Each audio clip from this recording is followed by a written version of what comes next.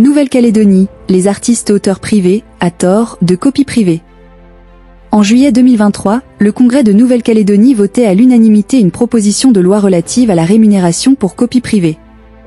Cette exception, dans la loi française depuis 1957, encadre le versement d'une redevance aux auteurs et éditeurs par les fabricants de dispositifs d'enregistrement.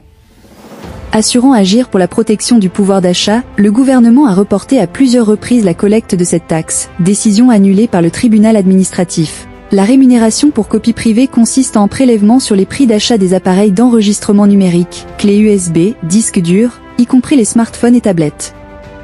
En France, la rémunération est transférée par Copie France à des sociétés de gestion collective, qui en reversent à leur tour une partie, 75%, à leurs membres, réservant le reste, 25%, au financement de l'action culturelle. Ce système de licence légale vient compenser, pour les artistes et auteurs, la liberté laissée aux consommateurs pour la copie, le stockage et le transfert des œuvres, dans un cadre strictement privé.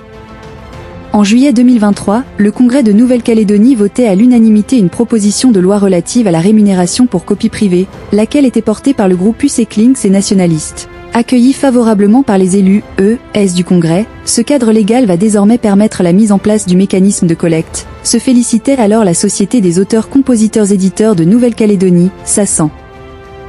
La SACEN était ainsi chargée de la collecte et de la redistribution de cette taxe en suivant ce barème. 51% pour les ayants droit et 49% pour les actions culturelles. Avant le vote de cette loi, les fabricants et importateurs calédoniens reversaient la rémunération à Copie France. Ce nouveau système assurait une collecte et une utilisation plus locale, avec une partie, 8%, des fonds dédiés aux actions culturelles réservées au développement et à la valorisation de l'art et de la culture kanak et de l'ensemble des cultures de la Nouvelle-Calédonie. Plusieurs reports. La nouvelle loi relative à la rémunération pour copie privée devait entrer en vigueur en 2024, mais le contexte social et économique avait conduit le gouvernement à repousser cette application. À partir du mois de mai, cette année-là, le territoire situé dans le Pacifique Sud avait été le théâtre de nombreuses émeutes, nées suite à un projet de révision constitutionnelle. La situation économique d'une partie des habitants de la Nouvelle-Calédonie avait nourri ces mouvements de protestation, qui interrogeaient également le statut de ce territoire par rapport à la métropole.